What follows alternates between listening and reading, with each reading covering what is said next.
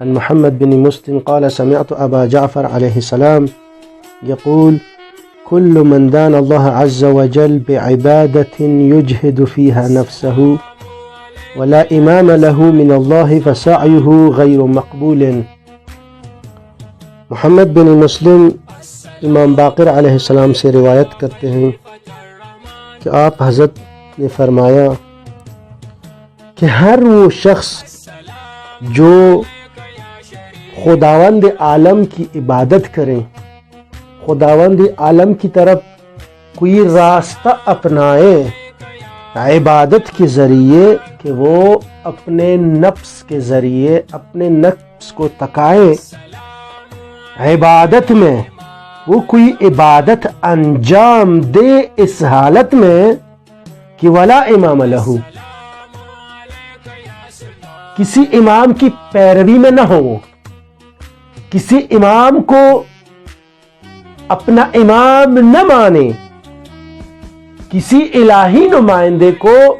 اپنے لیے امام نہ بنائے، یا میں یوں کہوں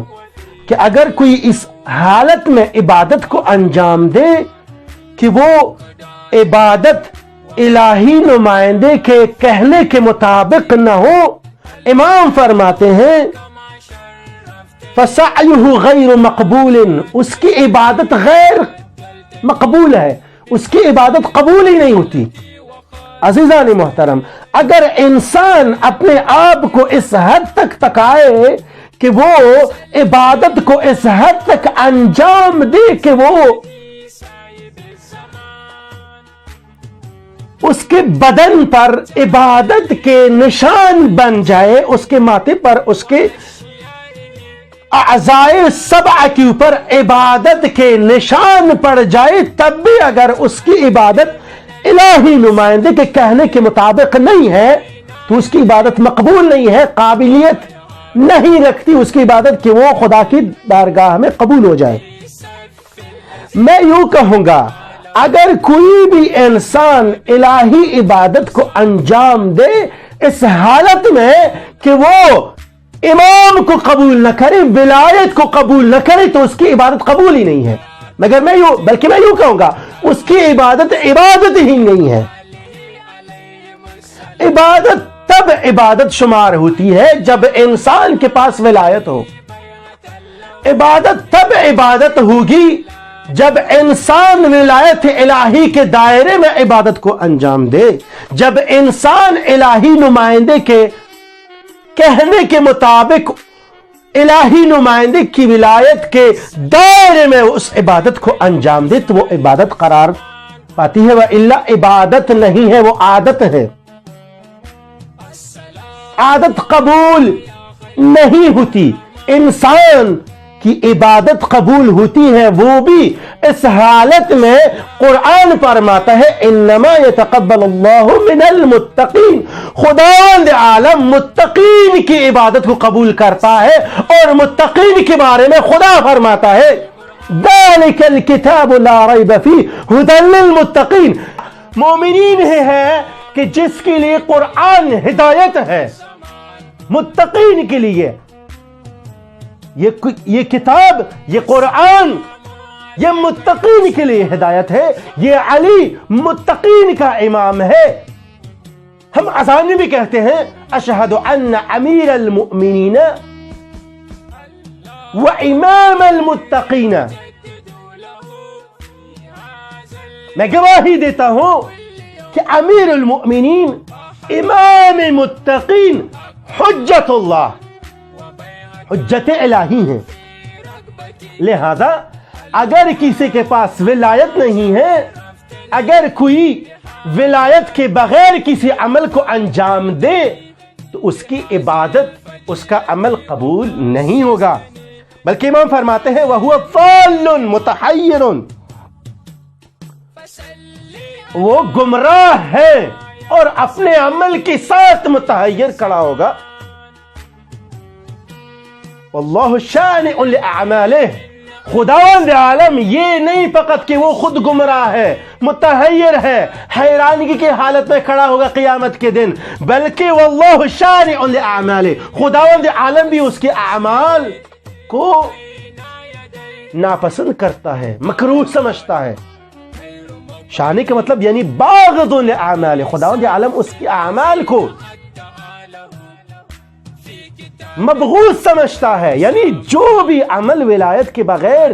انجام دیا جائے خداوند عالم اس عمل سے نفرت کرتا ہے، اس عمل سے بغض رکھتا ہے۔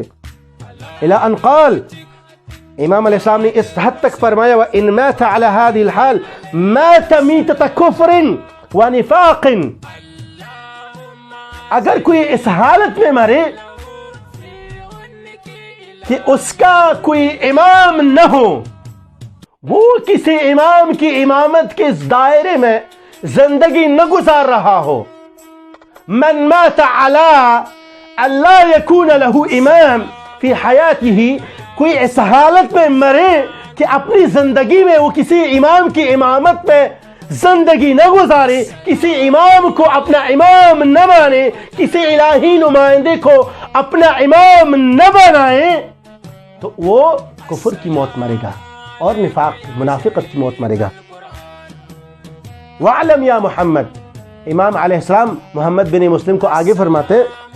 ان ائمۃ الجور واتباعهم لمعزولون عن دین اللہ،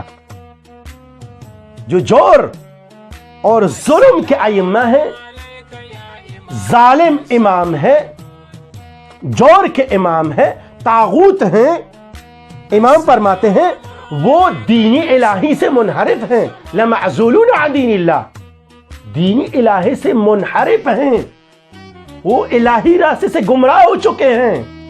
ہٹ چکے ہیں الہی راستے سے، صراط مستقیم سے ہٹ چکے ہیں، منحرف ہو چکے ہیں، قد ضلوا، وہ گمراہ ہو چکے ہیں، وَأَضَلُّوا، خود بھی گمراہ ہے اور دوسروں کو بھی گمراہ کر رہے ہیں۔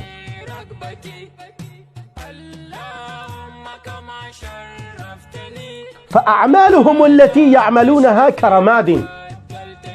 ان کے اعمال جو وہ انجام دیتے ہیں وہ رماد کی طرح ہیں، جب اس کے اوپر کوئی باد آتا ہے، کوئی ہوا، تیز ہوا چلتی ہے، اس کو بالکل جو ہے نا زمین سے اٹھا کر ادھر ادھر پھینک کے لے کے جاتے ہیں۔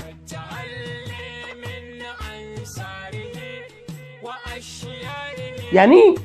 کہنے کا مقصد یہ ہے، امام فرماتے ہیں کہ اگر کوئی اس حالت میں عمل کو انجام دے، اس حالت میں عبادت کو انجام دے، اس حالت میں دین پر چلنے کا راستہ اختیار کرے، اس حالت میں دین پر چلے کہ وہ کسی امام کو قبول نہ کرے، وہ کسی امام کی امامت میں دین پر عمل کرنے کی کوشش نہ کرے، تو وہ خود بھی گمراہ ہے، اس کا عمل بھی قبول نہیں ہے اور وہ دوسروں کو بھی گمراہ کرنے کی کوشش کریں گے، گمراہ بھی ہیں اور گمراہ کرنے والی بھی ہیں۔ اور بعض روایات میں ملتا ہے کہ خداوند عالم نے تمام عبادات میں ترخیص دی ہیں، تمام عبادات میں انسان کو وسعت دی ہیں کہ بعض اوقات کوئی عبادت واجب ہے، بعض اوقات واجب نہیں ہے، مثلا نماز بالغ ہونے سے پہلے واجب نہیں ہے، روزہ جب تک انسان بالغ نہ ہو اس کے اوپر روزہ واجب نہیں ہے،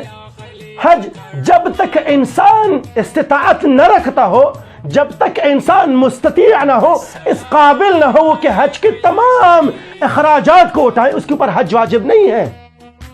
لیکن ولایت ایک ایسا عمل ہے، ایک ایسی عبادت ہے کہ خداوند عالم نے پیدا ہونے سے مرتے دم تک، بلکہ مرنے کے بعد بھی انسان کے اوپر ولایت کو واجب قرار دیا ہے۔ مرنے کے بعد بھی یہ کہا ہے اگر کوئی ولایت کے ساتھ اعمال لے کر آئے گا تو اس کے اعمال قبول ہوں گے، اگر کوئی ولایت کے بغیر آئے گا تو اپنے اعمال کے ساتھ اس کو جہنم میں ڈال دیا جائے گا۔ روایات میں ہے ولایت کے بغیر کوئی بھی عمل انسان کا قبول نہیں ہے۔ ولایت ایک ایسی عبادت ہے جو تمام عبادتوں کا مرکز ہے، ولایت ایک ایسا عمل ہے جو تمام دینی اعمال کا مرکز ہے، تمام دینی اعمال، تمام عبادتیں ولایت کے گرد گھومتی ہیں۔ اگر انسان ولایت میں ہی نعوذ باللہ درست عقیدہ نہ رکھتا ہو، اگر انسان کا ولایت کے بارے میں عقیدے میں کوٹ ہو، اگر انسان ولایت کے بارے میں نعوذ باللہ گمراہ عقیدہ رکھتا ہو، تو اس کے عمل کا کیا فائدہ؟ تمام عبادتیں ولایت کے گرد گھومتی ہیں۔ اگر انسان ولایت کے اوپر درست عقیدہ رکھتا ہو اور کسی الہی نمائندے کو اپنا امام بنائے، تب اس کے اعمال کی قیمت ہے، ورنہ انسان کے اعمال کی کوئی قیمت نہیں ہے۔ انسان کی اعمال کی قیمت تب ہے جب وہ الہی نمائندے کو اپنا امام بنائے، کیونکہ ولایت ایک الہی منصب ہے۔ اگر ولایت ایک الہی منصب ہے تو اس منصب پر بیٹھنے والے کو بھی اللہ نے چننا ہے، لوگوں نے نہیں چننا۔ ولی کو، امام کو، خلیفۃ اللہ کو امام نے چننا ہے، لوگوں کا کام نہیں ہے۔ یہ تو سب مانتے ہیں، سب مسلمان ہی مانتے ہیں کہ ولایت، خلافت، امامت ایک الہی منصب ہے۔ پھر یہاں پر مسلمان کیوں گمراہ ہو جاتے ہیں؟ یہاں پر مسلمان آپس میں کیوں اختلاف کا شکار ہے کہ جب یہ منصب ہی الہی منصب ہے تو پھر اس منصب کا نمائندہ، اس منصب پر بیٹھنے والا بھی اللہ کی طرف سے ہونا چاہیے، اللہ کی رسول کی طرف سے ہونا چاہیے، نہ کہ لوگوں کی طرف سے۔ لوگوں کی طرف سے یعنی لوگوں کا بنایا ہوا الہی منصب پر بیٹھنے کے قابل نہیں ہوگا۔ الہی منصب پر بیٹھنے والا اللہ کی طرف سے ہونا چاہیے یا اللہ کی رسول کی طرف سے ہونا چاہیے۔ یہ سنت الہی ہے، آدم سے لے کر خاتم تک کسی بھی نبی نے اپنے وصی کو لوگوں کے حوالے نہیں کیا، بلکہ ہر نبی نے اپنے مابعد اپنے نمائندے کو، اپنے وصی کو اللہ کے حکم سے لوگوں کو معرفی کروایا کہ یہ میرے بعد میرا وصی ہو، جس طرح موسیٰ علیہ السلام کے بارے میں معروف ہے کہ وہ صرف چند دن کے لیے اپنی قوم سے خدا کے ساتھ مناجات کرنے کے لیے گیا تھا، تب بھی اس نے اپنے بھائی ہارون کو اپنا وصی بنا کر چھوڑا۔ پھر یہ کیسے ممکن ہے کہ افضل الانبیاء، تمام انبیاء سے افضل نبی صلی اللہ علیہ وآلہ وسلم اپنی امت کو بغیر کسی وصی کے،